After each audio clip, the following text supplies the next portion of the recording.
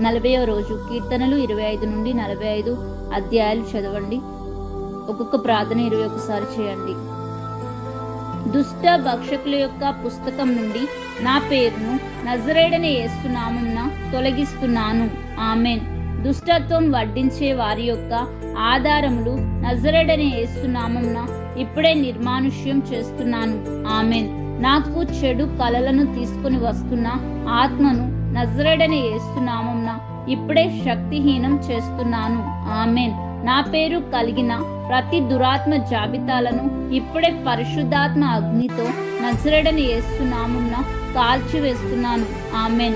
నా కలలపై ప్రతి సాతాను ఉనికిని నజరేయుడైన యేసు నామమున శక్తిహీనం చేస్తున్నాను. ఆమెన్. నా కొరకు సిద్ధపరచబడిన ఏ శవపేటిక అయినా నజరేయుడైన యేసు నామమున నాశనం చేస్తున్నాను. ఆమెన్. ప్రతి చెడు కలలను నజరేయుడైన యేసు నామమున రద్దు చేస్తూ తుడిచివేస్తున్నాను. ఆమెన్.